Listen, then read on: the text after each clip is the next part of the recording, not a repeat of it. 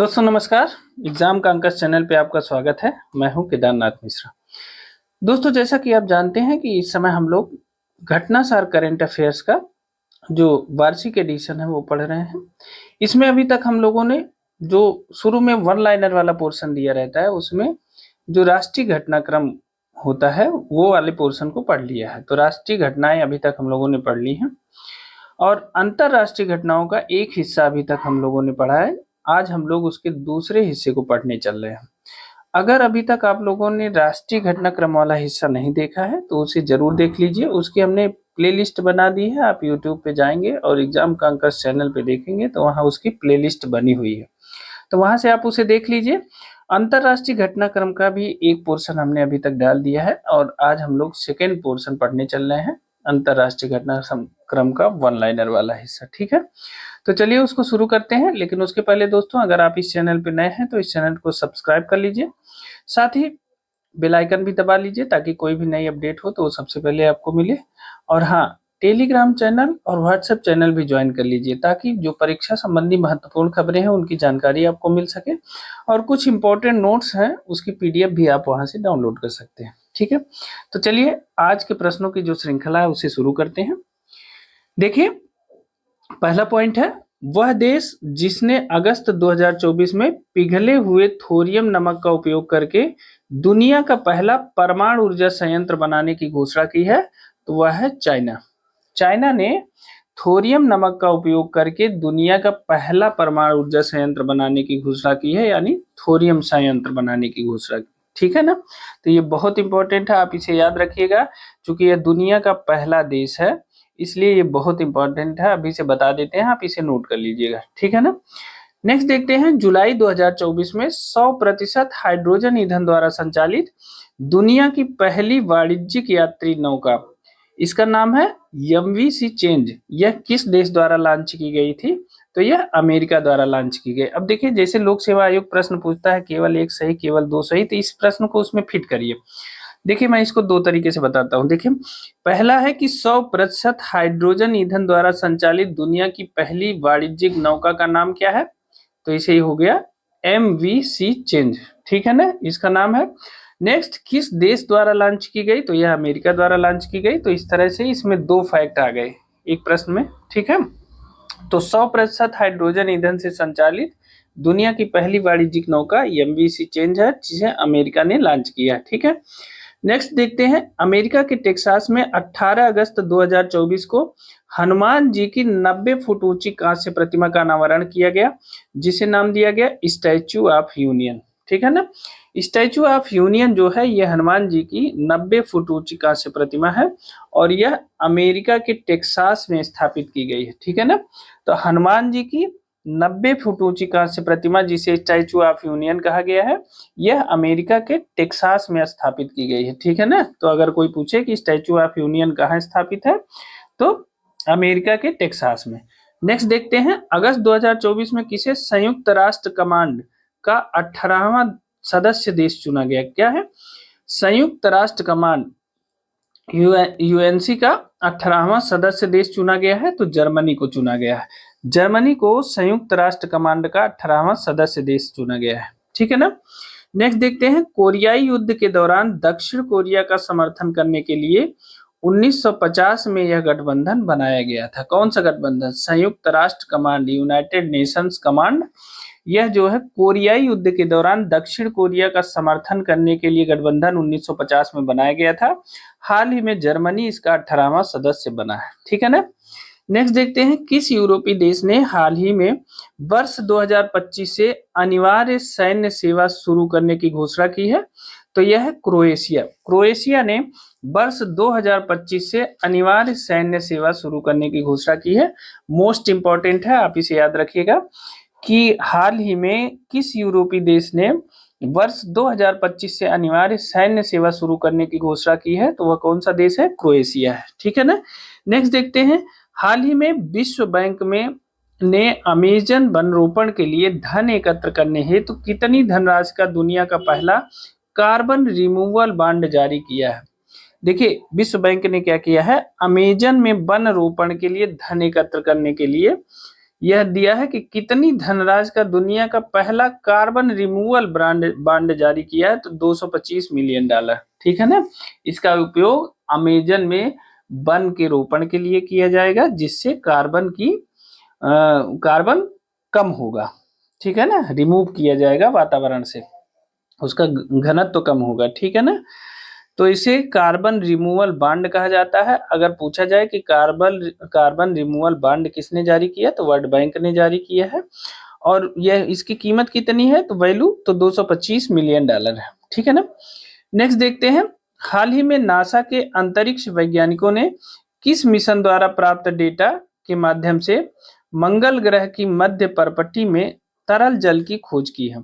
देखिए, नासा के अंतरिक्ष वैज्ञानिकों ने किस मिशन के द्वारा प्राप्त डेटा के माध्यम से मंगल ग्रह की मध्य परपट्टी में तरल जल की खोज की है। अब देखिए, अब किस ग्रह ने मंगल ग्रह में तरल जल की खोज की है, तो वह है मार्स इनसाइट लैंडर। ठीक है ना, यह नासा का मिशन है और इसने जो है मंगल ग्रह की एक मध्य परपट्टी है उसमें जल की खोज की है। ठीक है ना, मार्स इनसाइट लैंडर ने। चलिए नेक्स्ट देखते हैं। देखिए, जर्मन निजी अंतरिक्ष कंपनी, कौन सा है, जर्मन निजी अंतरिक्ष कंपनी हाई इंपल्स द्वारा अगस्त 2024 में दक्षिण ऑस्ट्रेलिया के कनिब्बा प्रक्षेपण स्थल से, कहां से, कनिब्बा प्रक्षेपण स्थल से लॉन्च किए गए मोमबत्ती या मोम से चलने वाले रॉकेट का क्या नाम है, तो यह है SR-75। देखिए, मोमबत्ती से चलने वाला या मोम से चलने वाला रॉकेट भी बन गया है, ये है टेक्नोलॉजी। ये जर्मन की निजी अंतरिक्ष कंपनी है हाई इंपल्स। हाई इंपल्स ने दक्षिण ऑस्ट्रेलिया के कनिब्बा प्रक्षेपण स्थल से मोमबत्ती से चलने वाला एक रॉकेट लॉन्च किया है जिसका नाम है SR-75। ठीक है ना, तो आप इसे याद रखिएगा, ये दिमाग में रखिएगा, ऐसे ही याद कर लीजिएगा कि SR-75 क्या है, मोमबत्ती से चलने वाला रॉकेट, या मोमबत्ती से चलने वाले रॉकेट का नाम क्या है, तो SR-75। बहुत इंपॉर्टेंट है, पूछा जा सकता है क्योंकि एकदम नए तरह की अपनी खोज है। ठीक है ना। नेक्स्ट देखते हैं, अगला है 12 अगस्त 2024 को एलन मस्क की कंपनी स्पेस एक्स ने 2024 के अंत में पृथ्वी के ध्रुवों का अध्ययन करने के लिए किस मिशन को शुरू करने की घोषणा की है, तो यह है फ्रैम 2।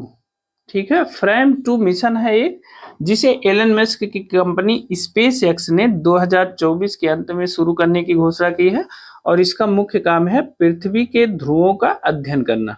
ठीक है ना, तो पृथ्वी के ध्रुवों के अध्ययन के लिए फ्रैम 2 मिशन की शुरुआत एलन मस्क की कंपनी स्पेस एक्स करने जा रही है। ठीक है ना।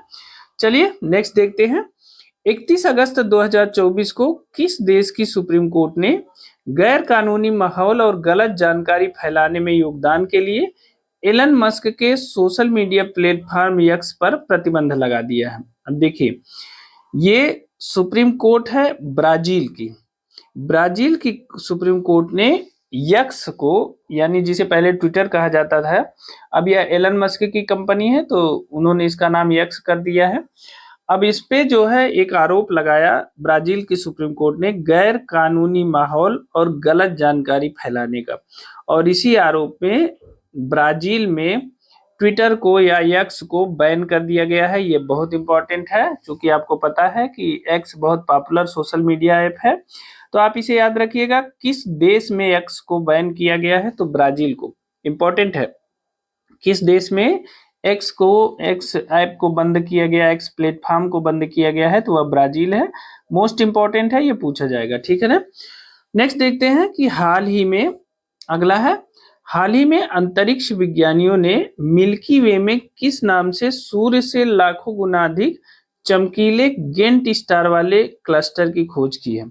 तो वैज्ञानिकों ने जो है मिल्की वे में सूर्य से लाखों गुना अधिक चमकीले, ठीक है, गेंट स्टार वाले क्लस्टर की खोज की है, तो यह है बारबा 2। इसकी जो चमक है यह सूर्य से लाखों गुना अधिक है। ठीक है, तो इसे याद रखिएगा। नेक्स्ट देखते हैं, हाल के दिनों में चर्चा में रही ओरंगुटान कूटनीति, बहुत इंपॉर्टेंट है, यह किस देश से संबंधित है, तो यह संबंधित है मलेशिया से। ओरंगुटान जो कूटनीति है उसका संबंध है मलेशिया से। मोस्ट इंपॉर्टेंट है, मैं अभी से बता देता हूं, ये जो है बहुत इंपॉर्टेंट है। ओरंगुटान कूटनीति किस देश से संबंधित है? तो मलेशिया से संबंधित है। जब हम लोग इसका डिस्क्रिप्टिव वाला हिस्सा पढ़ेंगे तब हम इसके बारे में आपको एक एक फैक्ट बताएंगे, ठीक है ना। नेक्स्ट देखते हैं, दुनिया का दूसरा सबसे बड़ा पाम ऑयल उत्पादक देश कौन सा है? मलेशिया है। अब पाम ऑयल उद्योग वनों की कटाई से जुड़ा है, जिससे ओरंगुटान का आवास नष्ट हो रहा है। इसीलिए जो है ओरंगुटान की कूटनीति चलाई जा रही है, ठीक है ना। अब देखिए ओरंगुटान कूटनीति किससे संबंधित है? मलेशिया से संबंधित है। अब इसके संबंध में थोड़ा सा दिया है कि दुनिया का जो दूसरा सबसे बड़ा पाम ऑयल उत्पादक है वह है मलेशिया, और पाम ऑयल का जो उद्योग है वो वनों की कटाई से जुड़ा हुआ है, जिससे ओरंगुटान का आवास नष्ट हो रहा है। जब आवास नष्ट होगा तो प्रजातियों पे संकट आएगा और वह जो है रेड डाटा बुक की तरफ अग्रसर हो जाएंगी, मतलब विलुप्त प्राय की श्रेणी में आती जाएंगी। इसीलिए यह ओरंगुटान कूटनीति की शुरुआत की गई है, ठीक है ना। चलिए नेक्स्ट देखते हैं, अगस्त 2024 में फ्रांस सरकार ने किस सोशल मीडिया प्लेटफॉर्म के संस्थापक पावेल डुरो, याद रखिएगा ये नाम, पावेल डुरो को गिरफ्तार किया था? तो यह है टेलीग्राम।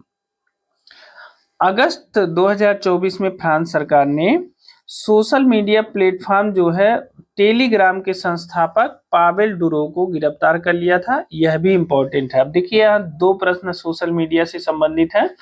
एक तो यक्स, जो यक्स प्लेटफॉर्म है वो किस देश ने एक्स पर बैन लगाया? तो वह है ब्राजील। और दूसरा है कि किस सरकार ने सोशल मीडिया प्लेटफॉर्म के संस्थापक पावेल डुरो, जो टेलीग्राम के संस्थापक हैं, उनको गिरफ्तार किया? तो फ्रांस की सरकार ने उन्हें गिरफ्तार किया, ठीक है ना। तो इन दोनों फैक्ट को आप याद रखेंगे, इंपॉर्टेंट है और ये कभी पूछा जा सकता है, ठीक है।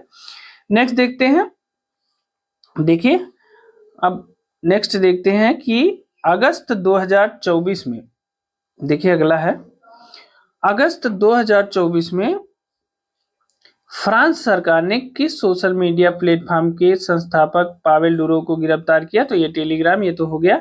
नेक्स्ट देखते हैं कि मीथेन और कार्बन डाइऑक्साइड गैसों के अध्ययन हेतु नासा द्वारा अगस्त 2024 में किस उपग्रह को लॉन्च किया गया? तो यह लॉन्च किया गया है टेनेजर फर्स्ट को। क्या है? मीथेन और कार्बन डाइऑक्साइड गैसों के अध्ययन के लिए नासा ने अगस्त 2024 में टेनेजर फर्स्ट जो उपग्रह है उसे लॉन्च किया है।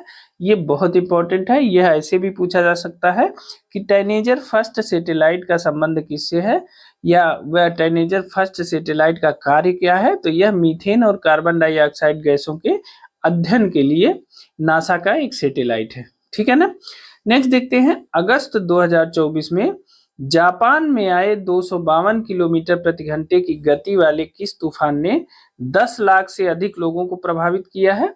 तो यह है टाइफून सानशान। टाइफून सानशान जो है यह अगस्त 2024 में जापान में आया और इसकी स्पीड थी 252 किलोमीटर प्रति घंटा और इससे 10 लाख से अधिक लोग प्रभावित हुए थे। तो याद रखिएगा टाइफून सानशान कहाँ आया था? तो जापान में आया था, ठीक है ना। चलिए नेक्स्ट देखते हैं, इसका दूसरा हिस्सा देखते हैं। देखिए हाल ही में किस देश के वैज्ञानिक ने जीवित त्वचा के साथ रोबोट का चेहरा विकसित किया है?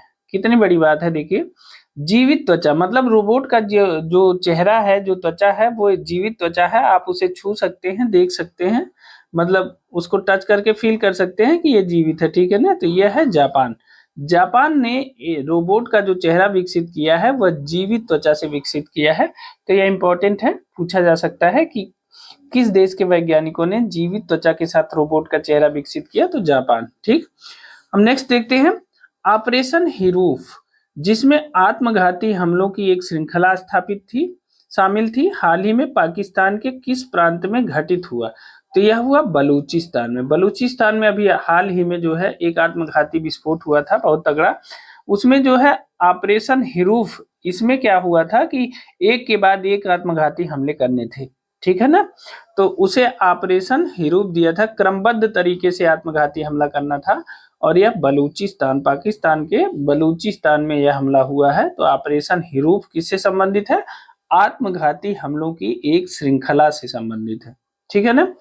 नेक्स्ट देखते हैं, देखिए ईरान के राष्ट्रपति मसूद पेजेशकियन ने हाल ही में किसे देश की पहली महिला सरकारी प्रवक्ता नियुक्त किया है? तो वह है फतेह मोहजेरानी। ईरान के जो राष्ट्रपति हैं मसूद पेजेशकियन है और इन्होंने देश की पहली महिला सरकारी प्रवक्ता नियुक्त किया है फतेह मोहजेरानी को, और यह ईरान के लिए बहुत बड़ी बात है और वहां के महिलाओं के लिए बहुत बड़ी बात है। तो ये मोस्ट इंपॉर्टेंट है, यह परीक्षा में पूछा जा सकता है कि ईरान की पहली महिला सरकारी प्रवक्ता किसे नियुक्त किया गया है?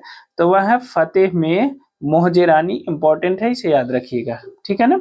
नेक्स्ट देखते हैं, हाल ही में धुलीखेल किस देश का पहला विश्व स्वास्थ्य संगठन से मान्यता प्राप्त स्वास्थ्य शहर बना?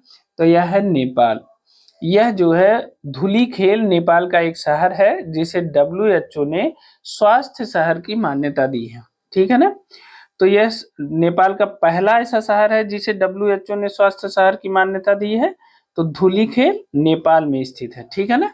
चलिए नेक्स्ट देख लेते हैं, 30 अगस्त 2024 को भारत, मालदीव, मॉरिशस और श्रीलंका के बीच कोलंबो में किस कॉन्क्लेव सचिवालय की स्थापना के लिए चार्टर और समझौता ज्ञापन पर हस्ताक्षर किया गया? तो वह है कोलंबो सुरक्षा कॉन्क्लेव, CSC, ठीक है ना। देखिए 30 अगस्त 2024 को भारत, मालदीव, मॉरिशस और श्रीलंका के बीच कोलंबो में किस कॉन्क्लेव सचिवालय की स्थापना के लिए चार्टर और समझौता पर हस्ताक्षर किया गया? तो वह है कोलंबो सुरक्षा कॉन्क्लेव, CSC, ठीक है ना। भारत, मालदीव, मॉरिशस और श्रीलंका ने कोलंबो सुरक्षा कॉन्क्लेव में एक सचिवालय की स्थापना के लिए एक समझौता किया है, ठीक है ना। इसे याद रखिएगा क्योंकि भारत के पड़ोसियों की बात है, ठीक है। नेक्स्ट देखते हैं, अगस्त 2024 में अमेरिकी निजी अंतरिक्ष एजेंसी ब्लू ओरिजिन ने किस नाम से अपना 8वां sub article space tourism mission को लॉन्च किया है? तो वह है NS-26 क्रू मिशन। अमेरिकी निजी अंतरिक्ष एजेंसी ब्लू ओरिजिन ने देखिए किस नाम से अपना 8वां सब ऑर्बिटल स्पेस टूरिज्म मिशन को लॉन्च किया है? तो यह NS-26 क्रू मिशन के नाम से लॉन्च किया है, ठीक है ना। और इसके द्वारा वह स्पेस टूरिज्म कराएगा, कौन? ब्लू ओरिजिन, ठीक है ना। नेक्स्ट देखते हैं, हाल ही में दुनिया का सबसे पुराना सौर चंद्र कैलेंडर किस देश में खोजा गया? तो यह खोजा गया तुर्की में। तुर्की में दुनिया का सबसे पुराना सौर चंद्र कैलेंडर खोजा गया है, ठीक है ना। इसके बारे में जब हम डिस्क्रिप्टिव पढ़ाएंगे तो बताएंगे। सबसे पुराना दुनिया का सौर चंद्र कैलेंडर किस देश में खोजा गया है? तो तुर्की में खोजा गया है, ठीक है ना। नेक्स्ट देख लेते हैं, नेपाल में पर्यटन बोर्ड को अपनी किस परियोजना के लिए सतत पर्यटन में पैसिफिक एशिया ट्रेवल एसोसिएशन यानी पाटा का स्वर्ण पुरस्कार प्रदान किया गया है? तो यह है आजीविका पुनरुद्धार परियोजना। देखिए नेपाल पर्यटन बोर्ड को अपनी किस परियोजना के लिए सतत पर्यटन में पैसिफिक एशिया ट्रेवल एसोसिएशन यानी पाटा स्वर्ण पुरस्कार प्रदान किया गया है? तो यह है आजीविका पुनरुद्धार परियोजना, ठीक है ना। इसे पाटा का पुरस्कार दिया गया है। चलिए अब नेक्स्ट देखते हैं, देखिए इजराइल में पिछले दिनों हमास के सफाई के लिए जारी लड़ाई को क्या कोड नाम दिया गया है? तो यह operation iron sword. Operation iron sword का संबंध किससे है? हमास के सफाई के लिए इजराइल द्वारा जो ऑपरेशन चलाया गया है उसे ऑपरेशन आयरन स्वॉर्ड के नाम से जाना जाता है, ठीक है ना। वेरी इंपॉर्टेंट, इसे याद रखिएगा। ऑपरेशन आयरन स्वॉर्ड का संबंध किससे है? तो इजराइल द्वारा हमास के विरुद्ध चलाए गए ऑपरेशन से, ठीक है ना। चलिए नेक्स्ट देखते हैं, वह 7 देश जिन्होंने हाल ही में पहली बार mRNA lung cancer vaccine BNTI-116 के लिए परीक्षण प्रारंभ किया है? तो वह है UK, America, Germany, Hungary, Poland, Spain और तुर्की। देखिए ये 7 देश हैं जिन्होंने पहली बार mRNA lung cancer vaccine BNTI-116 के लिए परीक्षण प्रारंभ किया है। UK, America, Germany, Hungary, Poland, Spain और तुर्की, ठीक है ना। आप इसे याद रखिएगा, इंपॉर्टेंट है कि पहली बार mRNA लंग कैंसर की जो वैक्सीन बनी उसका क्या नाम है, तो BNTI-116, ठीक है ना, लंग कैंसर की वैक्सीन है। ठीक है, चलिए नेक्स्ट देखते हैं।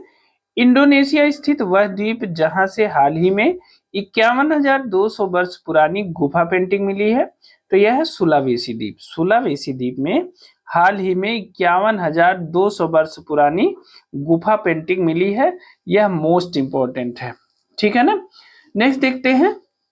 देखिए इसके बारे में कुछ दिया है कि इस द्वीप पर एक चूना पत्थर की गुफा में जंगली सुअर और मानव जैसी आकृतियों की पेंटिंग मिली है। ठीक है ना, तो देखिए इंडोनेशिया का सुलावेसी द्वीप है जहां 51,200 वर्ष पुरानी गुफा पेंटिंग मिली है। ठीक है ना, और इस द्वीप पर एक चूना पत्थर की गुफा में जंगली सुअर और मानव जैसी आकृतियों की भी पेंटिंग मिली है। तो ये दोनों इंपॉर्टेंट है, आप इसे याद रखिएगा। नेक्स्ट देख लेते हैं, जुलाई 2024 में किस देश ने आवारा कुत्तों की इच्छा मृत्यु के विवादास्पद कानून को मंजूरी दी है, तो यह है तुर्की। अब देखिए आवारा कुत्ते इच्छा मृत्यु कैसे मांगेंगे पता नहीं है, लेकिन तुर्की में जो है इस विवादास्पद कानून को मंजूरी प्रदान की गई है कि आवारा कुत्तों की इच्छा मृत्यु के विवादास्पद कानून को। ठीक है ना, तो यह भी देख लीजिएगा। नेक्स्ट देखते हैं, 2 से 5 जुलाई 2024 तक मोरक्को के अगादिर में आयोजित यूनेस्को के मानव और बायोस्फीयर कार्यक्रम के शासी निकाय अंतरराष्ट्रीय समन्वय परिषद ICC के 36वें सत्र के दौरान दुनिया के कितने स्थलों को बायोस्फीयर रिजर्व का दर्जा दिया गया, तो यह स्थल है 11 स्थल। ठीक है ना, 11 स्थल ऐसे हैं जिन्हें बायोस्फीयर रिजर्व का दर्जा दिया गया। अब देखिए मोरक्को के अगादिर में आयोजित हुआ था यूनेस्को का मानव और बायोस्फीयर कार्यक्रम, भी कहते हैं मैन्ड एंड बायोस्फीयर प्रोग्राम। ठीक है ना, और इसमें जो है 36वां सत्र का आयोजन किया गया था और इसमें कितने स्थलों को बायोस्फीयर का दर्जा दिया गया, तो 11 स्थलों को। यह इंपॉर्टेंट है, आप इसे याद रखिएगा कि मोरक्को के अगादिर में 11 स्थलों को बायोस्फीयर रिजर्व का दर्जा दिया गया। ठीक है ना, तो यह भी इंपॉर्टेंट है, याद रखेंगे।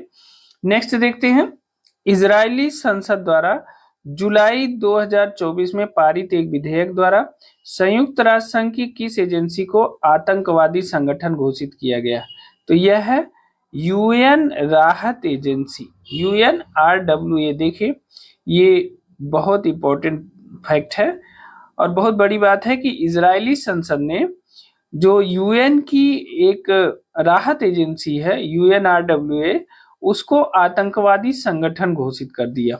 ठीक है, और यह इजरायली संसद ने अपने एक विधेयक के द्वारा किया है। मोस्ट इंपॉर्टेंट है, आप इसे याद रखिएगा। इजरायली संसद द्वारा जुलाई 2024 में पारित एक विधेयक द्वारा संयुक्त राष्ट्र संघ की किस एजेंसी को आतंकवादी संगठन घोषित किया गया, तो यह है UN राहत एजेंसी, UNRWA। ठीक है ना, तो यह इंपॉर्टेंट है, इसे याद रखिएगा। चलिए नेक्स्ट देखते हैं, 18 जुलाई 2024 को भारतीय विदेश मंत्री एस जयशंकर ने किस देश में भारत के पहले विदेशी जन औषधि केंद्र का उद्घाटन किया है, तो यह है मॉरिशस। और यह प्रश्न आपके पेपर में जरूर छपा हुआ है। अगर आपसे पूछा जाए कि भारत का पहला विदेशी जन औषधि केंद्र किस देश में स्थापित हुआ है, तो वह मॉरिशस में स्थापित किया गया है। भारत के पहले विदेशी जन औषधि केंद्र का उद्घाटन किसने किया है, तो वह विदेश मंत्री डॉक्टर एस जयशंकर ने किया है। और भारत का पहला विदेशी जन औषधि केंद्र कहाँ, मॉरिशस में। वेरी इंपॉर्टेंट, और यह आपके पेपर में छपा हुआ है, आप इसे याद करके जाइएगा। ठीक है ना, नेक्स्ट देखते हैं। देखिए 26 जुलाई 2024 को फिलिस्तीन के किस स्थल को यूनेस्को के विश्व विरासत स्थल की खतरे की सूची में डाला गया है, तो यह है सेंट हिलारियन मठ टेलउम आयर को। फिलिस्तीन के किस स्थल को यूनेस्को के विश्व विरासत स्थल की खतरे की सूची में डाला गया है, तो यह है सेंट हिलारियन मठ और टेलउम आयर को। ठीक है ना, तो इसे देख लीजिएगा। जुलाई 2024 में किसे यूरोपीय संसद का अध्यक्ष चुना गया, तो यह है रॉबर्ट मेट्सोला। इंपॉर्टेंट है, याद रखिएगा। यूरोपीय संसद के जो अध्यक्ष हैं वो किसे चुना गया है, तो वह है रॉबर्ट मेट्सोला। इन्हें यूरोपीय संसद का अध्यक्ष चुना गया है। ठीक है ना, ये इंपॉर्टेंट है। चलिए नेक्स्ट देखते हैं, अगले पेज पे चलते हैं। चलिए, जुलाई 2024 में पाल कागामे किस देश के चौथी बार राष्ट्रपति चुने गए? तो यह रवांडा के चुने गए हैं और इम्पोर्टेंट है, इन्हें जरूर याद रखिएगा। ये रवांडा के चौथी बार राष्ट्रपति चुने गए हैं। कौन? पाल कागामे। पाल कागामे रवांडा के चौथी बार राष्ट्रपति चुने गए हैं, इंपॉर्टेंट है, याद रखेंगे। नेक्स्ट है, जुलाई 2024 में रूस के किस पड़ोसी देश ने 35 यूरोपीय देशों के लिए वीजा फ्री नीति पेश की है? तो यह है बेलारूस। बेलारूस ने 35 यूरोपीय देशों के लिए वीजा फ्री नीति पेश की है, ठीक है ना, इंपॉर्टेंट है। यह रूस का पड़ोसी देश है और इसने 35 यूरोपीय देशों के लिए वीजा फ्री नीति पेश की है और वह देश है बेलारूस, ठीक, इंपॉर्टेंट है। नेक्स्ट देखते हैं, सीरम इंस्टीट्यूट ऑफ इंडिया, इसे याद रखेंगे, यूनिवर्सिटी ऑफ ऑक्सफोर्ड द्वारा विकसित malaria vaccine R21 matrix M का टीकाकरण जुलाई 2024 से शुरू करने वाला पहला अफ्रीकी देश बना कोटे डी आइवर।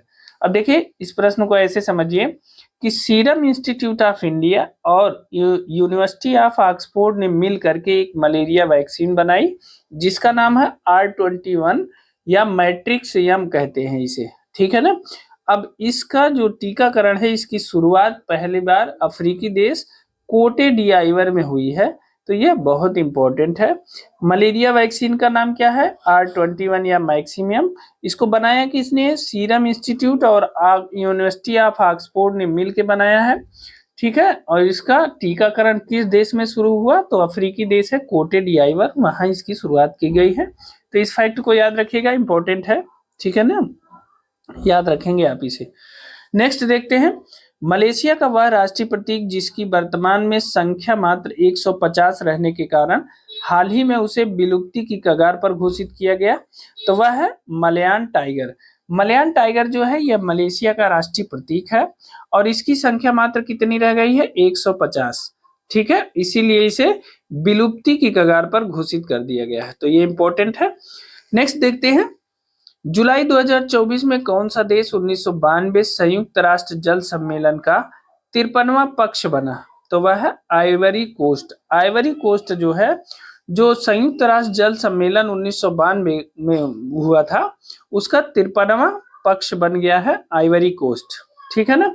तो संयुक्त राष्ट्र जल सम्मेलन 92 का जो 53वां पक्षकार बना है वह आइवरी कोस्ट बन गया है, इसे याद रखिएगा।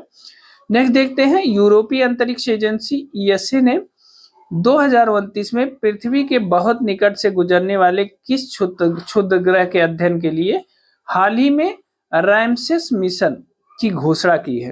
तो यह देखिए अपोफिस क्षुद्र ग्रह, यह 2029 में पृथ्वी के बहुत नजदीक से गुजरेगा और यूरोपीय अंतरिक्ष एजेंसी ने इसके लिए पहले से तैयारी शुरू कर दी है और एक मिशन की शुरुआत की है, रैमसेस मिशन, और यह अपोफिस क्षुद्र ग्रह का अध्ययन करेगा, ठीक है ना।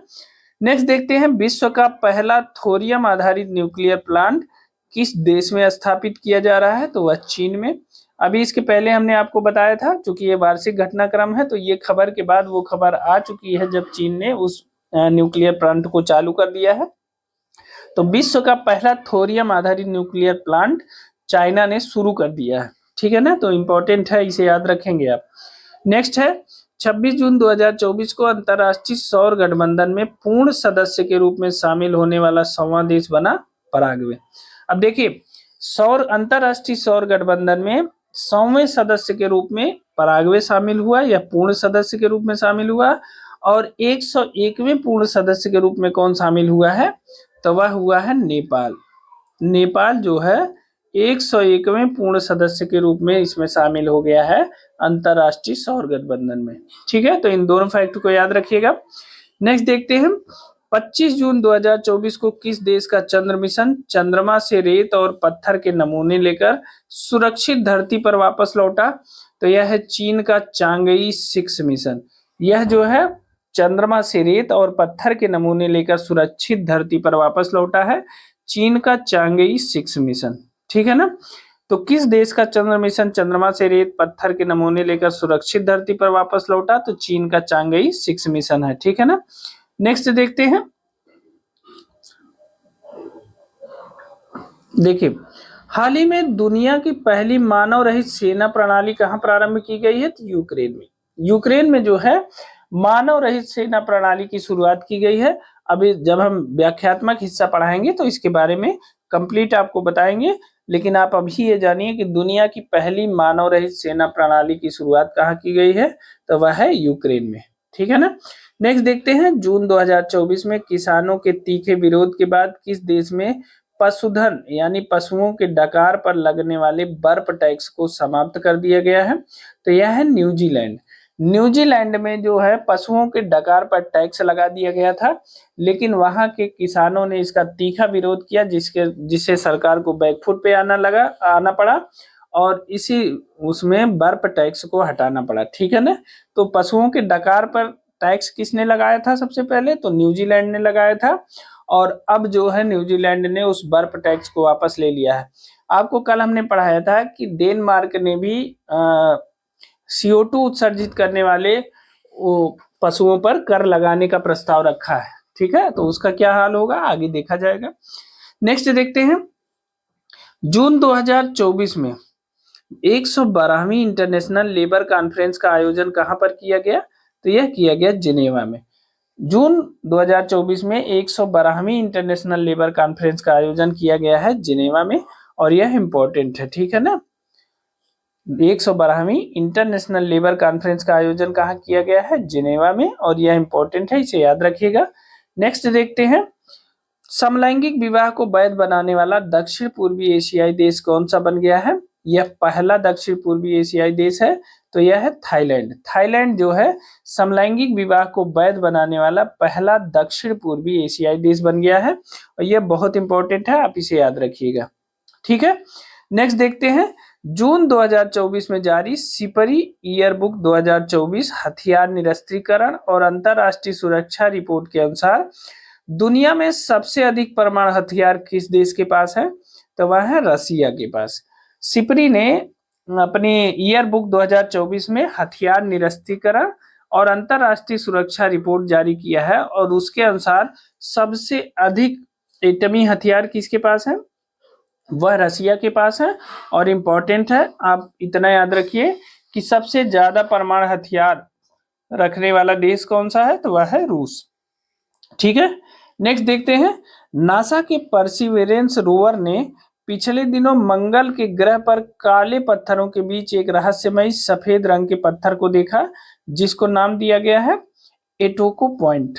जो नासा का परसिवेरेंस रोवर है, यह मंगल के अध्ययन के लिए निकला है, और इसने मंगल के ग्रह पर काले पत्थरों के बीच एक रहस्यमयी सफेद रंग के पत्थर को देखा है, जिसको उसने एटोको पॉइंट नाम दिया। ठीक है ना। नेक्स्ट देखते हैं, वैश्विक पर्यटन, सतत विकास और सांस्कृतिक आदान प्रदान को बढ़ावा देने के लिए जून 2024 में किस देश में पर्यटन मेले का आयोजन किया गया? तो यह है नेपाल। देखिए, वैश्विक पर्यटन और सतत विकास और सांस्कृतिक आदान प्रदान को बढ़ावा देने के लिए नेपाल ने जो है पर्यटन मेले का आयोजन किया। ठीक है। नेक्स्ट देखते हैं, जून 2024 में किस देश ने रूस के नेतृत्व वाले सुरक्षा ब्लॉक सामूहिक सुरक्षा संधि संगठन CSTO, जिसे कलेक्टिव सिक्योरिटी ट्रीटी ऑर्गेनाइजेशन से अलग होने की घोषणा की? वह है आर्मेनिया। आर्मेनिया ने रूस के नेतृत्व वाले जो सुरक्षा ब्लॉक समूह है, जिसे सुरक्षा संधि CSTO या कलेक्टिव सिक्योरिटी ट्रीटी ऑर्गेनाइजेशन के नाम से जानते हैं, उससे अलग होने की घोषणा की। तो इसे याद रखिएगा, आर्मेनिया ने जो है रूस के सुरक्षा चक्र से निकलने का फैसला लिया है। ठीक है ना। नेक्स्ट देखते हैं, जून 2024 में क्लाउडिया शिनबाम किस देश की पहली महिला राष्ट्रपति बनी? तो यह बनी है मैक्सिको की। मैक्सिको की पहली महिला राष्ट्रपति कौन बनी है? वो क्लाउडिया शिनबाम बनी है, याद रखिएगा, इंपॉर्टेंट है। मैक्सिको की पहली महिला राष्ट्रपति कौन बनी है? तो क्लाउडिया शिनबाम बनी है। ठीक है ना। चलिए नेक्स्ट देखते हैं। देखिए अगला है, जून 2024 में सांगरी ला संवाद 2024 कहाँ आयोजित किया गया? तो यह है सिंगापुर। आपको पता है सिंगापुर में यह आयोजन किया जाता है हर वर्ष। तो सांगरी ला संवाद 2024 सिंगापुर में आयोजित किया गया। ठीक। चलिए नेक्स्ट देखते हैं, हाल ही में संयुक्त राष्ट्र संघ ने बच्चों के खिलाफ अपराध करने वाले देशों की वैश्विक सूची में किस नए देश को जोड़ा है? तो यह जोड़ा है इजराइल को। ठीक है, इजराइल को संयुक्त राष्ट्र ने बच्चों के खिलाफ अपराध करने वाले देशों की वैश्विक सूची में जोड़ दिया है, क्योंकि युद्ध के दौरान बहुत से बच्चों के साथ अपराध हुआ है। ठीक है ना, तो इसे इंपॉर्टेंट है, याद रखिएगा। यह नया देश है जो बच्चों के साथ बच्चों के खिलाफ अपराध करने वाले देशों की वैश्विक सूची में जोड़ा गया है संयुक्त राष्ट्र संघ के। ठीक है ना, नेक्स्ट देखते हैं, जून 2024 में किस देश की संसद ने इंटरनेशनल सोलर अलायंस की सदस्यता के लिए रूपरेखा समझौते को मंजूरी दी है? तो नेपाल। नेपाल की संसद ने सोलर अलायंस की सदस्यता के लिए रूपरेखा समझौते को मंजूरी दी। अभी आगे हमने बताया कि यह भारत का यह आईएसए का 101वां पूर्ण सदस्य बन गया है। ठीक है ना, तो इंटरनेशनल सोलर अलायंस का 101वां पूर्ण सदस्य बनने वाला देश है नेपाल। ठीक है ना, नेक्स्ट देखते हैं, मई 2024 में दुनिया के पहले प्रमुख एआई कानून को मंजूरी प्रदान की गई। किसके द्वारा? यूरोपीय संघ द्वारा। यूरोपीय संघ द्वारा दुनिया के पहले प्रमुख एआई कानून को मंजूरी प्रदान की गई है मई 2024 में। ठीक है, तो ये इंपॉर्टेंट है, याद रखेंगे। नेक्स्ट देखते हैं, मई 2024 में ड्रग्स और अपराध पर संयुक्त राष्ट्र कार्यालय यूएनओडीसी द्वारा जारी विश्व वन्य जीव अपराध रिपोर्ट 2024 के अनुसार 2015 से 2021 के दौरान सर्वाधिक प्रभावित पशु और पौधा कौन सा है? वह है पशु है गैंडा और पौधा है देवदार। मई 2024 में ड्रग्स और अपराध पर संयुक्त राष्ट्र कार्यालय द्वारा जारी जो विश्व वन्य जीव अपराध रिपोर्ट है, उसके अनुसार 2015 से 2021 के दौरान सर्वाधिक प्रभावित पशु और पौधा, तो 2015 से 2021 में सबसे ज्यादा प्रभावित पशु है गैंडा और सबसे ज्यादा प्रभावित पौधा है देवदार।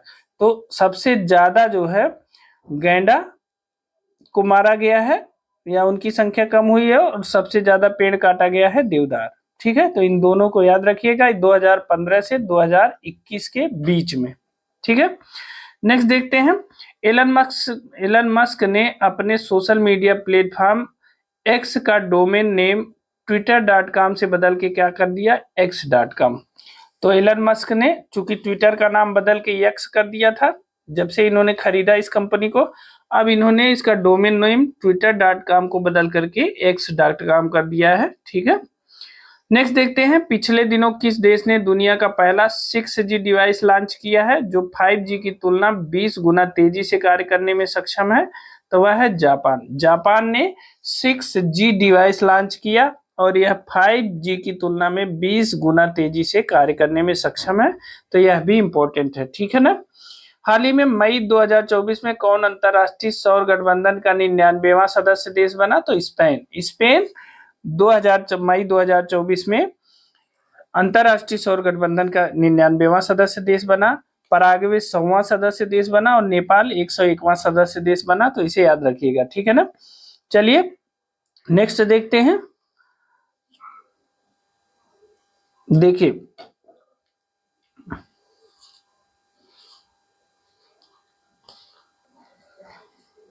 चलिए नेक्स्ट देखते हैं। देखिए मई 2024 में बीबीसी की एक रिपोर्ट के अनुसार वह कौन सा देश है जो आधुनिक इतिहास में अपने सभी ग्लेशियर को खोने वाला दुनिया का पहला देश बन सकता है? तो वह है वेनेजुएला। वेनेजुएला देखिए सबसे ज्यादा जो जलवायु परिवर्तन का प्रभाव है वो वेनेजुएला पर पड़ने जा रहा है और बीबीसी की जो रिपोर्ट है उसके अनुसार वेनेजुएला के सारे ग्लेशियर बहुत तेजी से पिघल रहे हैं और यह दुनिया का पहला ऐसा देश बन सकता है जिसके सारे ग्लेशियर सबसे पहले खत्म हो जाएं। ठीक है ना, चलिए नेक्स्ट देखते हैं। वह देश जिसने अपने विदेश मंत्रालय से आधिकारिक बयान देने के लिए विश्व के पहले एआई संचालित डिजिटल प्रवक्ता, उसका नाम है विक्टोरिया सी भी रख दिया है उसका नाम, उन्होंने उसका अनावरण मई 2024 में किया, तो वह है यूक्रेन। यूक्रेन ने जो है विदेश मंत्रालय से आधिकारिक बयान देने के लिए एक एआई संचालित डिजिटल प्रवक्ता को नियुक्त किया है और उसका नाम उसने विक्टोरिया सी रखा है। तो यह बहुत इंपॉर्टेंट है, बहुत बड़ी डेवलपमेंट है कि विदेश मंत्रालय में जो बयान देना होगा अब वह एआई संचालित प्रवक्ता उसे बयान देगी। ठीक है ना, और उसका नाम उन्होंने विक्टोरिया सी रखा है। तो ये देखिए कैसा रहता है, यूक्रेन ने ऐसा किया है, ठीक है ना, तो इंपॉर्टेंट है। नेक्स्ट देखते हैं मई 2024 में वर्ल्ड एक्वेटिक्स ने कहां पर समुद्र से 2400 मीटर की रिकॉर्ड ऊंचाई पर पहला प्रतिस्पर्धी स्विमिंग पूल खोलने की घोषणा की है, तो वह है भूटान। वर्ल्ड एक्वेटिक्स ने समुद्र तल से 2400 मीटर की रिकॉर्ड ऊंचाई पर पहला प्रतिस्पर्धी स्विमिंग पूल खोलने की घोषणा की है भूटान में, ठीक है ना। नेक्स्ट देखते हैं मई 2024 में किन 3 यूरोपीय देशों ने फिलिस्तीन को एक स्वतंत्र राष्ट्र के रूप में मान्यता देने की घोषणा की, और यह मान्यता आधिकारिक रूप से 28 मई 2024 से प्रभावी हो गई है, तो वह है नॉर्वे, स्पेन और आयरलैंड। इन 3 यूरोपीय देशों ने फिलिस्तीन को एक स्वतंत्र राष्ट्र के रूप में मान्यता देने की घोषणा की है। ये मोस्ट इंपॉर्टेंट है। यह प्रश्न ऐसे पूछा जा सकता है, हाल ही में किन 3 यूरोपीय देशों ने या किन यूरोपीय देशों ने फिलिस्तीन को एक स्वतंत्र राष्ट्र के रूप में मान्यता दी है। तो इस प्रश्न को ऐसे ही याद रखेंगे, इंपॉर्टेंट है। वह देश है नॉर्वे, स्पेन और आयरलैंड। इन 3 देशों ने फिलिस्तीन को एक स्वतंत्र देश के रूप में मान्यता दी है, ठीक है ना। तो इंपॉर्टेंट है, इन्हें याद रखिएगा, ये मोस्ट इंपॉर्टेंट है, बता दे रहे हैं हम। नेक्स्ट देखते हैं 13 से 15 मई 2024 के बीच विश्व हाइड्रोजन सम्मेलन का आयोजन कहां पर किया गया, तो यह है रॉटरडम, नीदरलैंड। विश्व हाइड्रोजन सम्मेलन का आयोजन किया गया है रॉटरडम, नीदरलैंड में। मोस्ट इंपॉर्टेंट है, विश्व हाइड्रोजन सम्मेलन का आयोजन कहां किया गया है, रॉटरडम, नीदरलैंड में, ठीक है ना। चलिए नेक्स्ट देखते हैं दक्षिणी चीन सागर में चीनी विस्तार पर अंकुश लगाने के उद्देश्य से अमेरिका, जापान, ऑस्ट्रेलिया और फिलीपींस की सदस्यता वाला वह बहुआयामी संगठन जो मई 2024 में अस्तित्व में आया, वह है क्वाड। क्वाड जो है, ये देखिए यह गलत लिखा है, क्वाड संगठन। क्वाड संगठन चीनी विस्तार पर अंकुश लगाने के लिए अमेरिका, जापान, ऑस्ट्रेलिया, फिलीपींस की सदस्यता वाला बहुआयामी संगठन है। देखिए ये है क्वाड अलग है, देखिए स्क्वाड अलग है, ये स्क्वाड है, ठीक है, स्क्वाड अलग है और क्वाड अलग है। देखिए दक्षिणी चीन सागर में चीनी विस्तार पर अंकुश लगाने के लिए अमेरिका, जापान, ऑस्ट्रेलिया और फिलीपींस ने एक बहुआयामी संगठन बनाया है जिसे स्क्वाड नाम दिया गया है, ठीक है। और भारत, जापान, ऑस्ट्रेलिया और अमेरिका का जो संगठन है वो कौन सा है, वह है क्वाड, ठीक है। जिसमें फिलीपींस की सदस्यता है वो क्या है, वह है स्क्वाड, तो इसे याद रखिएगा। नेक्स्ट देखते हैं हिंद प्रशांत क्षेत्र में चीनी आक्रामकता पर अंकुश हेतु भारत, अमेरिका, जापान और ऑस्ट्रेलिया की सदस्यता वाला ऐसा ही एक संगठन क्वाड पहले से अस्तित्व में है। देखिए वही बात है, ये स्क्वाड है और ये क्वाड है। स्क्वाड में क्या है, स्क्वाड में दक्षिणी चीन सागर में चीनी विस्तार पर अंकुश लगाने के लिए अमेरिका, जापान, ऑस्ट्रेलिया और फिलीपींस की सदस्यता वाला बहुआयामी संगठन है। जबकि हिंद प्रशांत क्षेत्र में चीनी आक्रामकता पर अंकुश हेतु भारत, अमेरिका, जापान और ऑस्ट्रेलिया की सदस्यता वाला ऐसा ही एक संगठन क्वाड पहले से अस्तित्व में है। तो यह दोनों इंपॉर्टेंट है। नेक्स्ट देखते हैं मई 2024 में जापान के टोक्यो विश्वविद्यालय ने कहां पर दुनिया की सबसे ऊंची वेधशाला 5640 मीटर इसका उद्घाटन किया है, तो यह है अटाकामा वेधशाला, चिली। जापान के टोक्यो विश्वविद्यालय ने दुनिया की सबसे ऊंची वेधशाला का उद्घाटन किया है, अटाकामा वेधशाला, और यह है चिली में स्थित, ठीक है ना। चलिए नेक्स्ट देखते हैं 10वां विश्व जल मंच जिसका आयोजन 21 मई 2024 को बाली, इंडोनेशिया में किया गया था। इसकी थीम क्या थी, साझा समृद्धि के लिए जल। देखिए 10वां विश्व जल मंच, इसका आयोजन 21 मई 2024 को बाली, इंडोनेशिया में किया गया था और इसकी थीम थी साझा समृद्धि के लिए जल। इंपॉर्टेंट है, 10वें जल मंच का आयोजन कहाँ किया गया, बाली, इंडोनेशिया में, ठीक है। नेक्स्ट देखते हैं मई 2024 में परमाणु सुरक्षा पर अंतरराष्ट्रीय सम्मेलन आइकॉन्स 2024 कहाँ आयोजित किया गया, तो यह आयोजित किया गया वियना में। मई 2024 में परमाणु सुरक्षा पर अंतरराष्ट्रीय सम्मेलन कहाँ आयोजित किया गया, तो यह वियना में आयोजित किया गया और यह बहुत इंपॉर्टेंट है। परमाणु सुरक्षा पर अंतरराष्ट्रीय सम्मेलन का आयोजन कहाँ किया गया, तो वियना में, मोस्ट इंपॉर्टेंट है, ठीक है। तो दोस्तों आज के लिए इतना ही। आपको ये वीडियो कैसी लगी हमें कमेंट करके जरूर बताइएगा। साथ ही अगर इससे पहले राष्ट्रीय वाला हिस्सा आपने नहीं पढ़ा है तो उसकी वीडियो प्लेलिस्ट में पड़ी हुई है, आप वहां जाके देख लीजिए, उसका लिंक हम डिस्क्रिप्शन बॉक्स में दे दे रहे हैं। और दोस्तों, अगर आप इस चैनल पे नए हैं तो इस चैनल को सब्सक्राइब कर लीजिए, साथ ही बेल आइकन भी दबा लीजिए। अगर वीडियो पसंद आई हो तो वीडियो को लाइक जरूर करिएगा। आज के लिए इतना ही, मिलते हैं अगली वीडियो में कुछ नए तथ्यों के साथ। तब तक स्वस्थ रहिए, मस्त रहिए और मेहनत से पढ़ते रहिए। बहुत बहुत धन्यवाद।